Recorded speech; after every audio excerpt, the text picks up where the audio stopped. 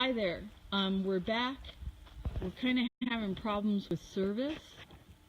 Um, so there's some issues that way. So hopefully it's not going to fall off this time. And we'll be able to stay. If you have questions for Master Farrier Gene Ovnicek, hopefully I said that right and didn't butcher your name this time, Gene. That's right. That would be great. A little bit about us. My daughter had a horse who, for the last 2 years, he had navicular and lower ring bone. He was like top 3 or 4 horse anywhere he went for several months, for a long time. And he went from that to being a whole second off. It was like the first time we're here in Arizona that we didn't make the short go of the Taylor Rodeo. And finally we broke down and we were like, let's see why this horse is lame. And when we did x-rays, he was bilateral with navicular and also had lower ring bone. So after doing lots of things, we luckily found Gene, and I can tell you now, 2 years later, my daughter has now made 3 runs, and the third and fourth run back, he's already been in the bottom of the 1D. So, and she's not running him hard, and he's sound, and for us it's a miracle because we almost gave the horse away, and we thought Gene was the only person who at least kept the horse comfortable. And when we asked Gene, like, who he knew we could give the horse to, he said he was going to give him to Christy Laughlin, and she would barrel race on him, and to give it a year, which we did. And my daughter loved the horse so much she still didn't even race him. But he told her, your horse has no pain, and she thinks he deserved a run. So after all this happened, I just thought it was an amazing experience that more people should know about Gene. And if you do know about Gene, it's a wonderful time to ask questions. So I'm going to turn it over to Gene. I don't have any specific questions. My kids do, but go ahead if there's anything you want to tell us. Well, it's been a long lifetime of trying to help horses and figure out what problems they have and how to resolve them. And I guess you have to look at what causes them in the first place. And first of all, you have to look at the maintenance and the farriers that are tending to these horses, me being one of them. And in my early days, I was very traditional and very conventional, and I found I was creating as many problems as the next guy, and the more horses were having to become high-level athletes, the stakes got higher, and consequently the horses have more and more issues. And I think that as soon as I learned that horses, that the lower joints in the body all bend basically one direction, and that's the way they are designed, the rotational capabilities are limited. So when you look at what we ask our horses to do nowadays, as far as rope and steers, running barrels, and dressage, and stadium jumping, and all those things that require extraneous turns, one right after the other, repetitious from day in and day out, you now begin to understand why these horses suffer with collateral ligament lesions and arthritic lesions. Because our belief in what we used to think about the foot being big, being important, is the real factor as to why these horses are becoming lame. Doesn't mean that we need to reduce the size of the feet beyond what is normal. It's just that the ground surface below the foot, for athletic purposes, needs to be reduced in order to keep these horses from getting these soft tissue lesions that we see are more prevalent nowadays because we have the technology to see them. 25, 30 years ago, MRIs were not even a consideration for the most part, and so we never really saw what was going on with the horses. We could radiograph them and ultrasound them, but that showed us very little as to what was really happening. Now we get a clear picture of what is in the way of their health and well-being. So with that, we've been on a quest for the last 4 or 5 years to develop a prosthetic that would allow horses to first of all perform at their highest level, or better, or at least as good as they could before they got lame, and also heal up those lesions at the same time. And we're getting very close to that right now. We've got a number of horses like Sterling and this young lady right here, who are experiencing that transition. So we're very excited about that. We've sure got a lot more to learn, but the thing that's important about this is that healing these things completely has been limited because of the fact that the tools that were creating the problem were the same tools they were using to solve the problems. That being using that bigger platform, only modified some in elevation one way or another to help resolve or ease some of the discomforts, and then administer things like IRAP, PRP, stem cell, and OSPHOS. All of those things are good products, but until you reduce the leverage on the lesions, they've become somewhat limited in their effectiveness. So at least now that we're able to reduce that ground surface, reduce the strain on those lesions, some of these other products may be more effective, and that's kind of what we're looking at now. So anyway, that's kind of where we're at with this new technology. Do you guys want to show the new shoes that is on Betty here? Yeah, once you're being ready. Yeah.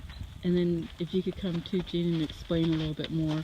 When we first brought the horse to be shod here today, she was off, and we probably should have done a video so you could see the huge difference, but she went from being off to being completely sound, and her whole movement changed, and Jean's going to show you the shoeing. Oops. Okay, so the service was interrupted here, and we're just going to do a regular video, and we're going to be posting this live later. At any rate, we'd like to continue here with Gene. Here's Gene ahead of us. He was talking about Betty's shoes, so we'll just continue from there. Okay, this is the newest version of this, and it's still a prototype, but essentially it's going to be made of aluminum, and we've discovered that they require a relatively broad foundation. However, the leading edge of this, it came from here into here on both sides, and the transition, or the breaking point, the release point I should say, for the coffin joint attaching tissue is right in this region right here and here, both medial and lateral, and the anterior aspect of release is right in this region. Now this is the center of that whole mechanism that's located in the center of rotation. And so as the horse moves, in this just giving her a little quicker release through all of these three tangents keeps those connective tissues safe. That's the principle. We've experimented with a lot of different things, moving if we had a medial collateral ligament lesion, we would support it on this side and let them fall to that side. But as we've done more and more of these horses, we found that the releasing everything on the bottom of the foot, balancing it out from front to back, from side to side, has given us the best foundation for all unilateral problems, whether it be ring bone, navicular, or soft tissue lesions. Okay, very interesting. Thank you. And what led you to actually, figuring out how you want to develop these? What was the process, essentially, if you don't mind explaining that a little bit? Well, I've always kind of had a sense that the bigger foot was a bad thing. Since we started turning corners with things, try it on your own self with clown shoes on. Yeah. I mean, you don't have to walk very far before you realize that bigger feet is not very handy. Not only that, and also it comes with high heels. You don't see women with high heel shoes running in races, do you? That's kind of what most farriers are asked to do, is stand them up. It's a bad thing to do because it takes the heel and puts all the joints into a different strain. You have to realize that the foot operates in an equilibrium, and the coffin joint is attached to the inside of the hoof capsule, but it's also attached with an extensor tendon and a deep flexor tendon. And those two tendons are attached perpendicular to each other, straight up and down. And if you raise the heel too much, you're increasing the tension on this extensor tendon, decreasing the tension on the flexor tendon statically. And when you do that repeatedly, the whole body has to then make adjustments for that. And so you put that into action, and now you start to create a shortened stride when you start to raise the heels, and then the back end has to adjust. And so the whole thing becomes a catastrophic event of failure. So simple little things like that, we now know are very important. And so, like Nike, they build shoes for all different types of athletes, every one of them, because of what they do. So we've done the same thing virtually. We've developed athletic shoes for horses as a preventative shoe. The question has always been, can they function as effectively and with a smaller ground surface area? Well, we have over 300 horses now in similar applications to this, and we've yet to have one that hasn't improved their performance. Now, granted, they're lame to begin with, and most of them have been lame to the point where they're going to either be euthanized, put to sleep, or thrown out to pasture. And so we brought a lot of these horses back just because we've allowed them to move freely inside of their foot form. So we've got more work to do for sure, but we're rapidly getting closer to a fixed system. So Interesting. Would you like to also show perhaps Sterling's? He's got one of the earlier models. I would have put one of them on him, but I don't have one that size. That's how new those are. You can see here by this that this profile here on the front resembles very much the one that's on her. Broad foundation here, transition here. We like to preserve this wear. We like to start the tipping point from here, here, and there, and get rid of these edges so that this ground surface that was currently here is brought in into these narrower transitions. So Interesting. Very interesting. Well, since unfortunately we're not live, we'll do. I was able to get a little bit live for standing right here. Okay. So Are you? hopefully, I don't know if people are seeing. We got one person back, and earlier Gene was talking about little feet compared to big feet, right? And you were saying the problem with big feet is. well, with any foot really, if you tried to make that little foot bigger than it was, a lot of people would try to do that. That's what I was taught. And make the shoes bigger than the foot because they need a big foundation. Well, it doesn't work that way because the joints are hinge joints, and if you start to turn in circles, you have limitations to what the joints will accept with that broad foundation. I mean, it looks good on paper, but it works very poorly in application. And what we found, and the thing that's been in the midst there, it been in the, I guess, in the way of progress beyond that, is that tradition is over 200 years is pretty much, that's what they dictated. And so it's taken a lot of horses in these smaller profile, smaller foundation feet to become good athletes and athletes in the top of the line before it's been shown that yes, in fact, they can perform as good or possibly better. And again, we still are looking, we've got a number of horses at real high level competition now that are going to kind of set the stage and set the way for a lot of the new innovative products that are out there. So. Okay. Well, we'll still take Q&A, so if you have any questions while we're live, feel free to post them here. And we'll also bring up, meanwhile, a few that we had got from earlier. So one of the questions would be, what are some of the most common injuries you find usually with these horses? Most of the injuries are very common. They're soft tissue lesions, but long before they become arthritic. And of course, we've not been able to see them until recently, and then only with MRIs because of the cost. And not only that, it's not been available. And so the horses will shorten their strides to cope with things. And that's one thing that you want to. If you notice your own horse, for instance, they say, well, he's just got a short stride. That's the way he is. And that's not the way horses are. You can monitor that on your own, or you can look at your own horse and just walk them and look at them from a side view. And if they don't reach, their hind foot doesn't reach into their front track, there's probably something wrong. They should, all horses, reach their front track. The good ones, the good athletes, will reach over their front track and beyond. But if they're 6 inches short, there's something wrong. Their range of motion has been interrupted by some sort of a pain. And then you look there at various different other things to determine what's wrong. Okay.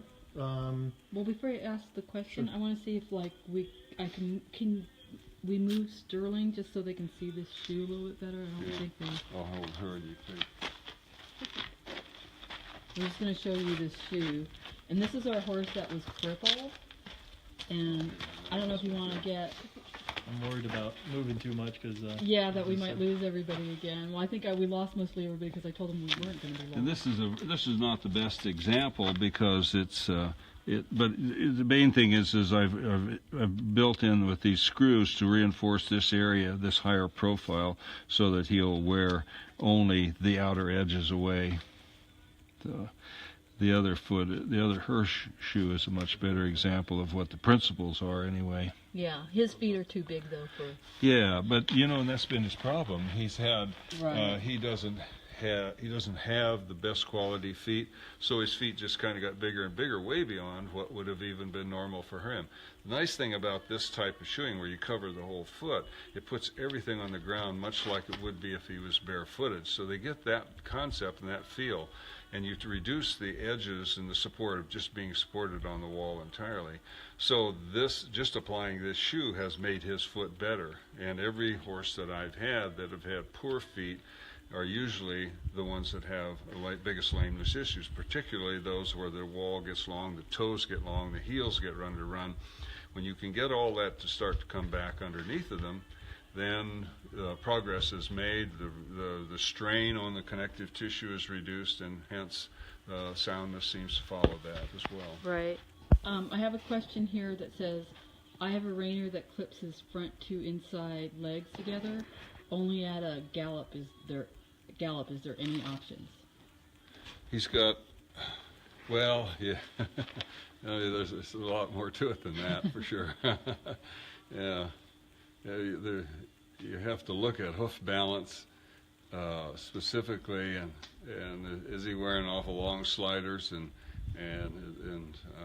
are his feet longer than they should be?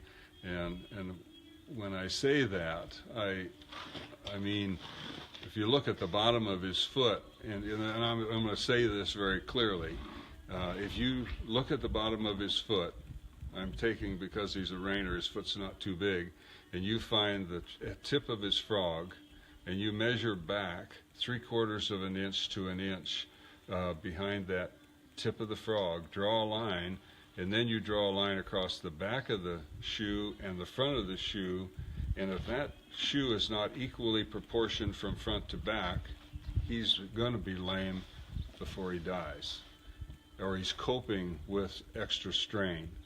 So there you go. Go look at his feet and divide that up, and if it's 2 times greater in the front, all kinds of things can happen. One is clipping with the other foot, but most importantly, there's an increased strain on the deep flexor tendon, and there's also there's strain on the medial and lateral collateral ligaments when he takes a turn. And the suspensory ligament to the navicular bone are not left out of that bundle. So that's the best place to start. Okay. That hopefully, Jesse, that kind of answered your question somewhat. Now I know, David, you had prepared. Yep, we have a few other ones. So it kind of continues with that. What should riders look for when looking for early signs of potential feet problems? Well, if their stride becomes short, or if they're and I think that's probably the thing. The range of motion in a sound horse is what everybody dreams about, and that's the first noticeable thing that you see, is that horses will just be freer moving. That's what we saw with her. The very instant that she moved out, she got a bigger stride. And so if you look at how they walk up, and that's the simplest that I can explain, is if their hind foot doesn't get into their front foot track, then there's something in their range of motion is limiting them from getting there. And it could be front legs, it could be back legs, but that's the first place to look. Okay. Another question we had here, no others on the live yet? No others on the live yet. Mainly Okay. Probably because I told people we couldn't do it live because I didn't have service. That's all right. Well, But now my phone's probably going to die. So we'll post it It's going to happen. in a bit. Okay, so how can you tell if a horse is comfortable in their shoes? Well, you notice, it's easily noticed the horses that stand at rest, they should stand straight down and straight across. Now, there's going to be the odd club foot that will stand with one foot slightly parked, but if they constantly are moving their feet, both front and back, mostly front, there's something that's uncomfortable, and they can only stand on one foot for a given period of time until it becomes uncomfortable. Then they have to shift to another, and they'll go from one to the other. Consequently, they never rest. Horses are designed to stand because of their stay apparatus. They're designed to lock their knees in place and stand and rest. And if they can't do that, they're suffering from insomnia. They can't get any good rest. So that's a big factor. Same is true with the back legs. If they have a lateral medial imbalance, or if there's some discomfort back there, they just won't stand on one foot as long as they do the other. Now, granted, they stand on one foot and rest with their hind foot. That's perfectly normal for them.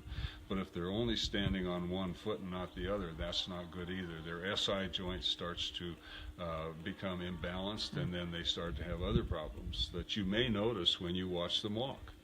So, I see. You can look at him for a good example. If he used to point his front feet, and look how even he's standing. Yeah, Resting here. and that's one of the Yeah. that's one of the most important things that we look at is are they pointing one foot Right, then and the he was other? navicular, and he always pointed one foot. Exactly, yeah. One thing I noticed also with Betty, I don't know if it's related, is she was yawning a lot when you had put the shoe on, and she was a little uncomfortable with it. And you seem to pay attention to that, and you noticed that with her. Well, actually, when they yawn, that's a good sign. Oh, is it? Okay. Yeah, it's a Well, good sign. she was moving her mouth around. Okay. Yeah. So I might have misunderstood that. No, they lick their lips and yawn because they finally are going to go to sleep. Oh, I see. And they don't, and they fall asleep. Like, look at him, he's perfectly happy, and he's got a hind leg cocked, and his eyes are going bat, and she's resting.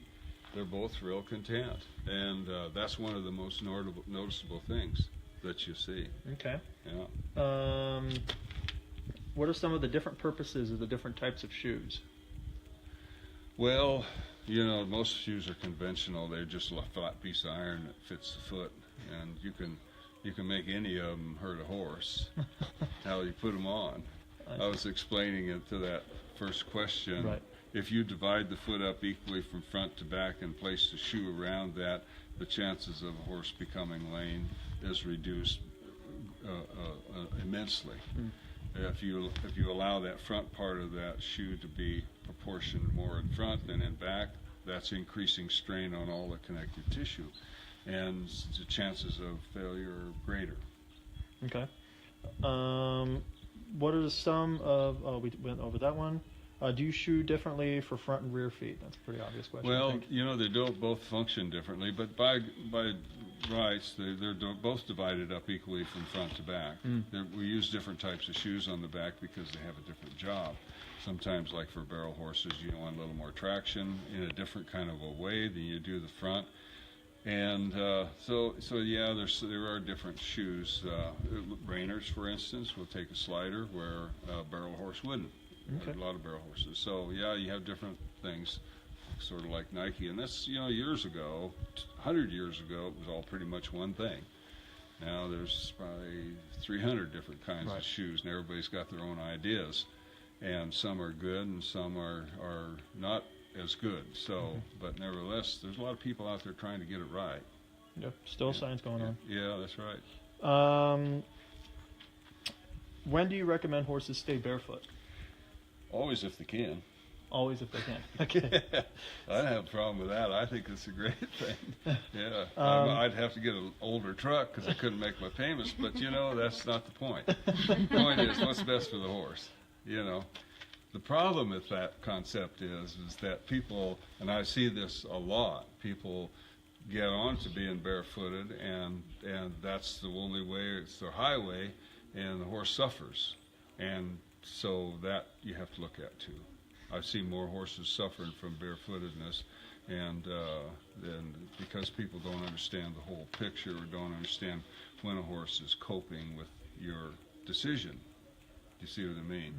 Now, if a horse is picking his way up a trail and he's looking for a soft spot to go, he's not having fun. Right. And you're probably not either, because you're forcing him back over here. He wants to go there. So, there's nothing wrong with shoes. these shoes that are on this horse has made his feet better. He could never do that barefooted, I can assure you. Now there's He a lot. couldn't go barefooted at all. He couldn't go barefooted at all. Ever. And I just shod a horse this morning that was 23 years old. He suffered for the last 5 years. He's a happy horse today because of what I was able to help him with this morning. So, you know, that whole idea of being barefooted, and I'm the biggest fan, don't get me wrong, but if they can't do it, you better not force them. Yeah, they're going to shorten their stride. You'll notice them coping with the decisions that you made. Okay. Well, that leads into the next question. If you are keeping your horse barefoot, how often should you trim a barefoot horse? That's a big question. It's entirely an environmental thing.